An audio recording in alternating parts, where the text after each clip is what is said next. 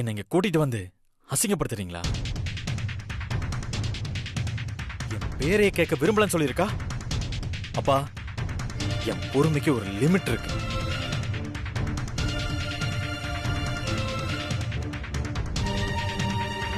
அவ என்ன பார்க்க வரமாட்டேன்னு சொல்றது? இப்ப நான் சொல்றேன், இனிமே ஜென்மத்துக்கும் அவ மூஞ்சிலே முழிக்க மாட்டேன்னு போய் சொல்லுங்க. ஏய் விஸ்வா, நான் சொல்றத கொஞ்சம் கேளுடா. தம்பி, டேய், என்ன உங்களுக்கு ஜாமீன் ஒரு கேடு? விஸ்வா, ஜென்மத்துக்கும் உள்ளே கிடந்து சாவட்டும். டேய் விஸ்வா, டேய் விஸ்வா, அண்ணே, என்னென்ன இது?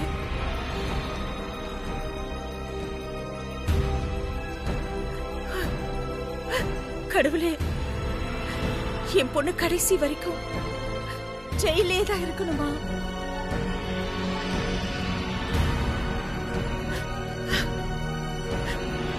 கருணை காட்ட மாட்டியா? சிவகாமி, நீ அழாதமா. இப்படி மாறி மாறி 2 பேருமே முரடு பிடிச்சா வேற என்னதான் மாமா பண்றது? பண்ணுவோம் பார்த்திபா, இதாவது பண்ணுவோம். என்னோட ஃப்ரெண்டு தாரான்னு ஒரு ஃபேமஸ் லாயர் இருக்காங்க. இது வரைக்கும் அவங்க கேஸ் அட்டென்ட் பண்ணி ஃபெயிலியர் ஆனதே இல்லை. நான் அவங்களை போய் பார்க்கறேன். அவங்க தான் இதுக்கெல்லாம் ஒரு சொல்யூஷன் தரணும். கண்டிப்பா தருவாங்க.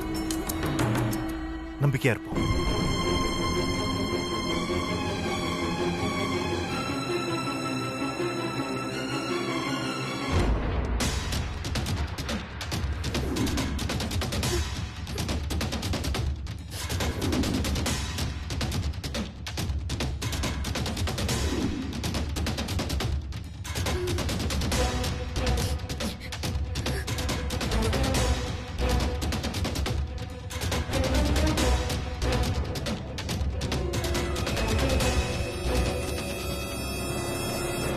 May come in sir? வாங்க சார். சொல்லுங்க சார், என்ன விஷயம் சார்? தாரா மேடம் பார்க்கணும் சார். இன்னும் மேடம் வரல சார். ஓ, அப்படிங்களா? எப்போ வருவாங்க? டைம்லாம் சொல்ல முடியாது சார். சம்டைம்ஸ் கேஸ் விஷயமா வெளியே போவாங்க.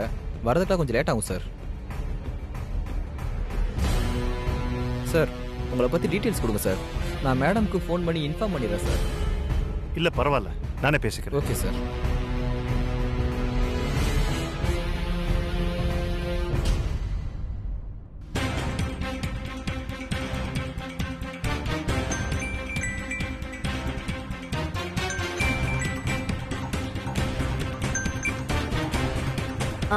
ஹலோ. ஹலோ தாரா, நான் டிஜிபி ராஜராஜன் பேசுறேன். ஹாய் ராஜன், நீங்களா? எப்படி இருக்கீங்க? நல்லா இருக்கேன் தாரா, நீங்க எப்படி இருக்கீங்க? நல்லா இருக்கேன். ஆமா, என்ன திடீர்னு சர்ப்ரைஸா கால் பண்ணிருக்கீங்க? ஏதாவது முக்கியமான விஷயமா? ஆமா தாரா, ஒரு முக்கியமான விஷயமா பேசுறதுக்காக தான் உங்க ஆபீஸ்க்கே வந்திருக்கேன். நீங்க இன்னும் ஆபீஸ்க்கு வரலன்னு சொன்னாங்க, அதான் உங்களுக்கு கால் பண்ணேன். ஏன் ஆபீஸ்ல வெயிட் பண்ணிட்டு இருக்கீங்களா? ஆமா தாரா. ஓகே ஓகே, நான் ஆன் தி வேல தான் இருக்கேன். அங்கேயே வெயிட் பண்ணுங்க, வந்துட்டே இருக்கேன். ஓகே தாரா, வாங்க. சார், மேடம் என்ன சொன்னாங்க சார்? ஆஃபீஸ் தான் வந்துட்டு இருக்கேன்னு சொன்னாங்க. ஓகே சார், ப்ளீஸ் நீங்கள் வெயிட் பண்ணுங்க. Okay, thank you. என்கிட்ட காசு இல்லையா? சொன்னா கேளு.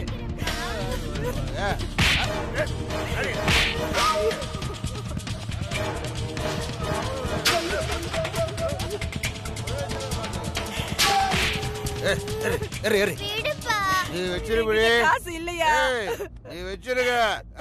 இத்தனை பேர் பாத்துக்கிட்டு இருக்கீங்களே, வந்து கேளுங்க.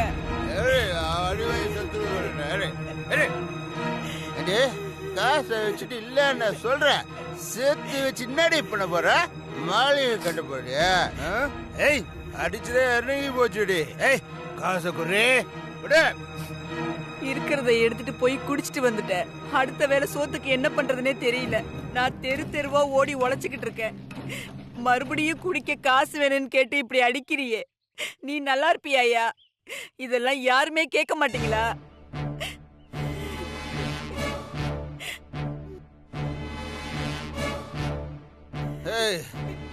வட்டி கேப்பா எவன் கேட்பான்? என் பொண்டாட்டிய நான் அடிப்பேன் கொள்ளுவேன். எவன் கேட்பாங்க? யாரையாவது கேட்க சொல்றீ பாப்போம்.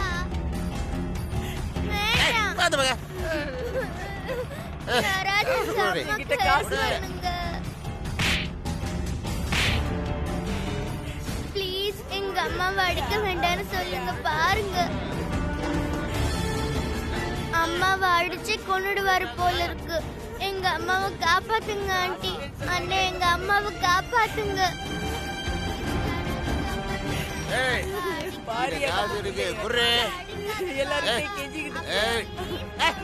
நீ எவ்வளவு கட்டினாலும் இங்க ஒரு ரூபாயும் வர மாட்டான். எத்தனை போயிடும் அவன் மேல.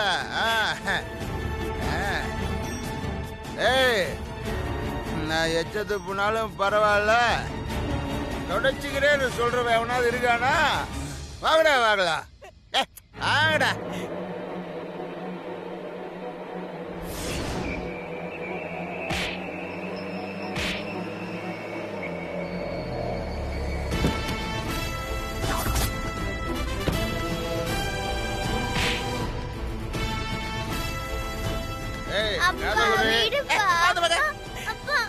மேடம் மேடம் ப்ளீஸ் மேடம், நீங்களாவது எங்க அம்மாவை காப்பாத்துங்க மேடம்.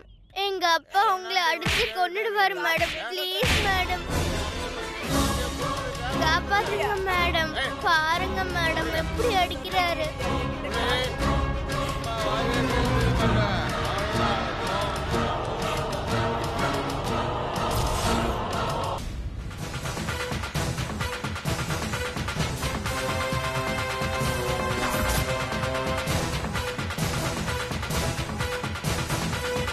உங்க அப்பா கிட்ட இருந்து உங்க அம்மாவை என்னால காப்பாத்த முடியும்.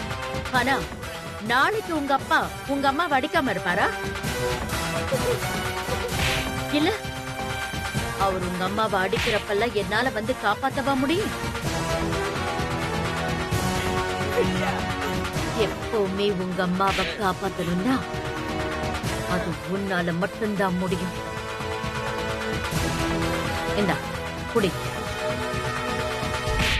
சில நேரம் நல்லது பண்றதுக்காக கையில சட்டத்தை எடுக்கிறதுல தப்பே இல்ல. இக்கட்டான சிச்சுவேஷன்ல கையில எடுத்துதான் ஆகணும். குடி.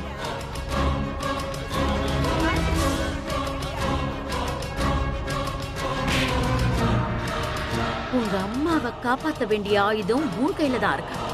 போ போ, போய் உங்க அம்மாவை காப்பாத்த. போ.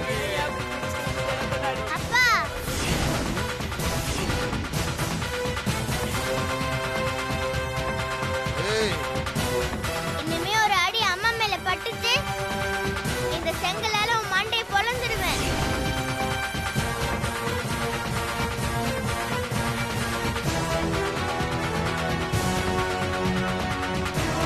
இனிமே குடிக்க காசு இல்லைன்னு அம்மாவை அடிச்சு கைய உடைச்சிடுவேன்.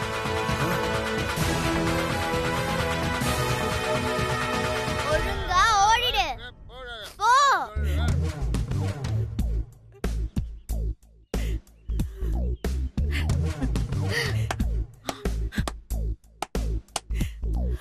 ரொம்ப நன்றி madam.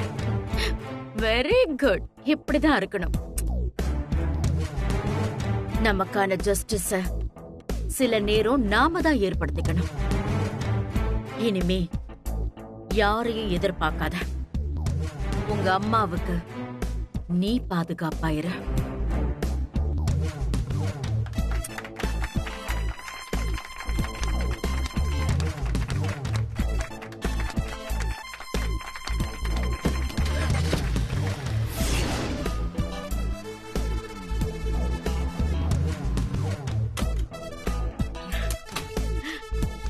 Madam. Hi Rajan. Hi Tara. How are you? Sit. அப்புறம் பார்த்து எவ்வளவு நாள் ஆச்சு?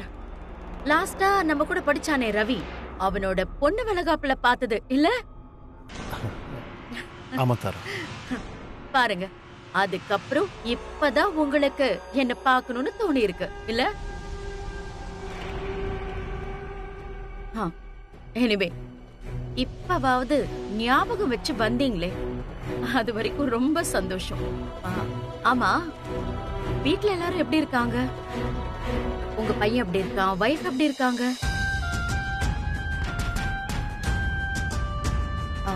ராஜா, என்னாச்சு? தாரா, என்னோட வைஃப் இறந்துட்டாங்க.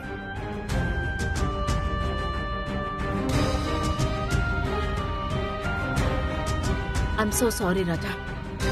உங்க வைஃப் இறந்தது எனக்கு தெரியாது. everything is okay? சொல்றேன். எப்படின்னு சொல்றேன்.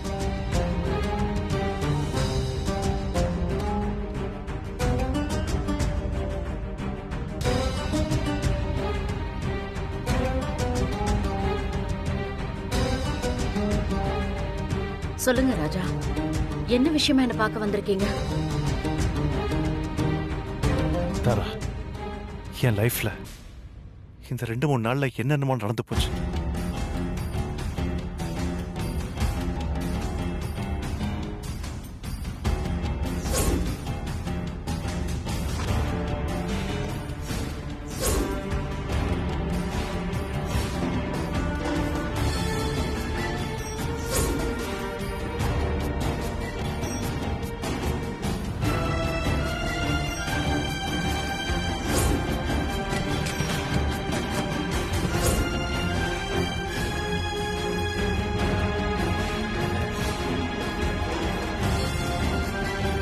என்ன பண்றதுன்னு தெரியல தாரா. துளசி என்னோட பொண்ணு. அவளை நிரபராதின்னு ப்ரூவ் பண்ணி வெளியே கொண்டு வரணும். எனக்காக துளசி சார்பா நீங்க தான் வாதாடணும்.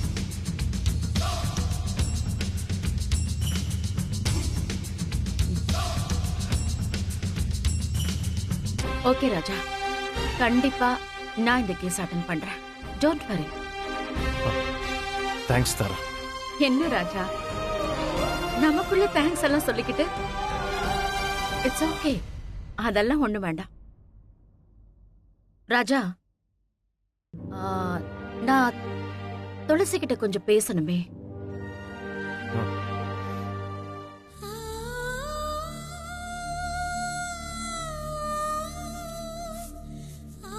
இந்தா புள்ள, சாப்பிட. என்னங்க, நீங்க சாப்பிட்டீங்களா? சாப்பிட்டேம்மா, ஒரு டீயும் 3 பன்னும் சாப்பிட்டேன். எனக்கு ஒரு பன்னும் டீயும் வாங்கி கொடுத்துட்டு நீங்க 3 பன்னும் ஒரு டீயும் குடிச்சீங்களா? ஆமாண்டி. இருக்கிறத எனக்கு கொடுத்துட்டு ஈரத்துணியை தூக்கி வயித்துல கட்டிக்கிட்டு பசியோட தூங்குவீங்களே ராசா, பொய் பேசாதீங்க. விட்டா பழைய கதையெல்லாம் பேச ஆரம்பிச்சிருவியே. உங்க வயிறு காயறது எனக்கு தெரியுது. வாங்க பாதி பாதி சாப்பிடலாம். அட இவ ஒருத்தி. சத்தியமா நான் சாப்பிட்டேன் புள்ள. இல்ல, நான் நீங்க சாப்பிட்டேன். சாப்பிடவே நீ இல்ல. சாப்பிடு. வாங்க வாங்க, நீங்க அட, சொன்னா சாப்பிடுங்க. கேட்காம வாங்க. புடிவாதம் பிடிச்சு வாங்குங்க. நீ சாப்பிடுவியா? அதை விட்டுட்டு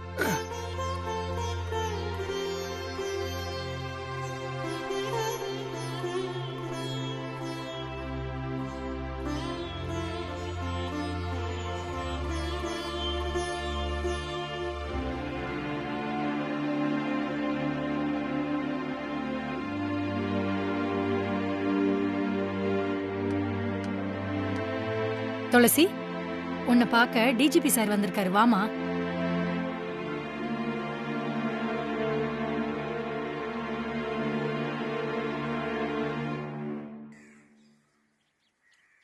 அவர் மட்டும் வந்திருக்காரா இல்ல கூட விஸ்வாவும் வந்திருக்கானா? விஸ்வா வரலமா.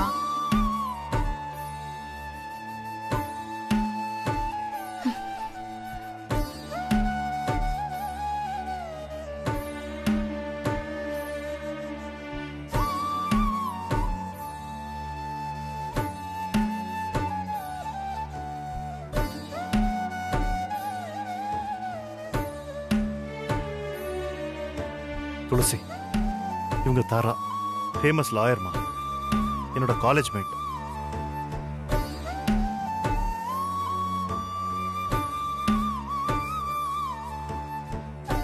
இவங்க கிட்ட உன்னை பத்தியும் நடந்த விஷயத்தையும் தெளிவா சொல்லிட்டேன். இவங்க தான் உன்னை ரெப்ரசென்ட் பண்ணி கேஸ் அட்டென்ட் பண்ண போறாங்க. உன்னை பார்க்கணும்னு சொன்னாங்கம்மா, அதான் கூட்டிட்டு வந்தேன்.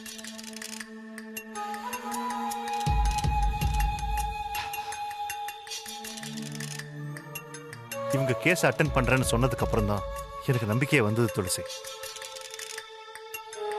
தாரா உன்னை நிரபராதின்னு ப்ரூவ் பண்ணி வெளியே கூட்டிட்டு வந்துருவாங்க. இத பாரு துளசி, நீ கொலை பண்ணலன்னு நான் நம்புறேன். நீ கவலைப்படாத, நீ நிரபராதியா வெளியில வந்துடலாம். இல்ல மேடம், எனக்கு வெளியே வரத்துக்கு விருப்பம் இல்லை.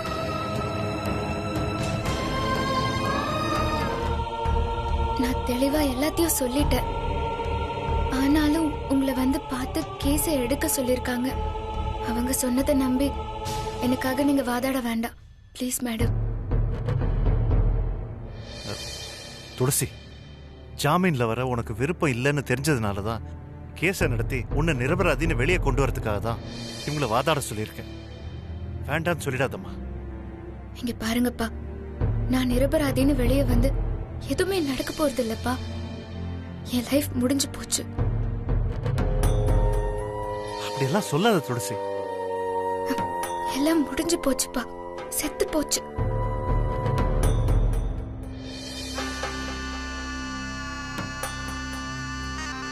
மேடம், நீங்க எனக்காக வாதாடுறது வேஸ்ட்.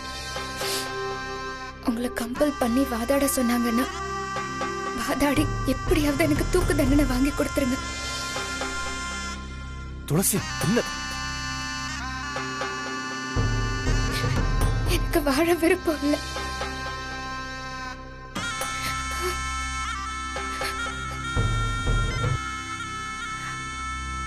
உனக்கு எதுக்குமா தூக்கு தண்டனை கிடைக்கணும்? ஒருத்தரை நம்பின பாவத்துக்காக மேடம். இந்த உலகத்துல நான் நம்புற ஒருத்தர் என்ன கொலைகாரின்னு சொன்னதுக்கு அப்புறம் எதுக்கு மேடம் இந்த உசுர?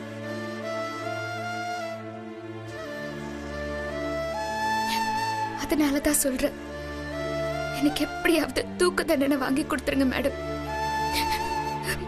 Please madam.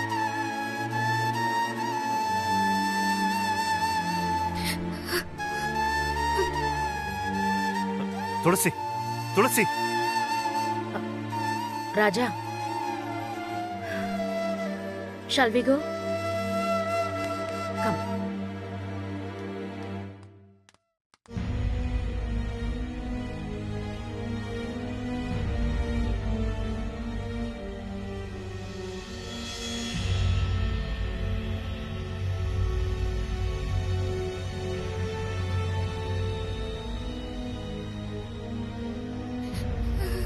ஏமா இப்படி நடந்ததையே நினைச்சு அழுதுகிட்டு இருக்க?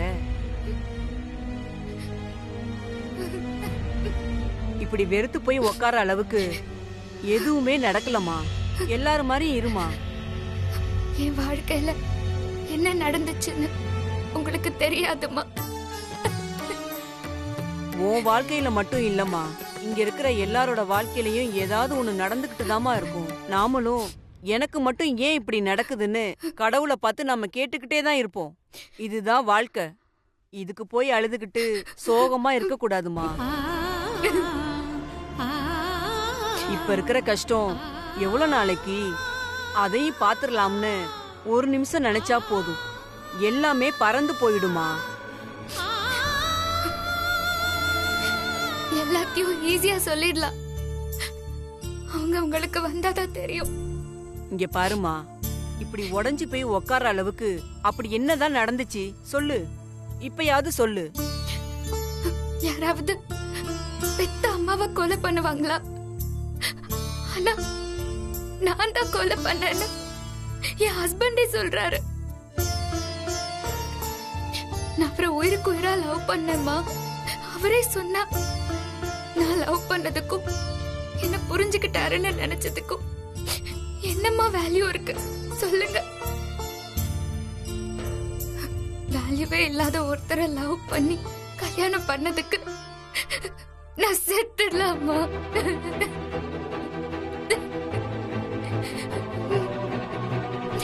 இங்க எதுக்குமே வேல்யூ இல்லம்மா, அத நீ நல்லா புரிஞ்சுக்கோ.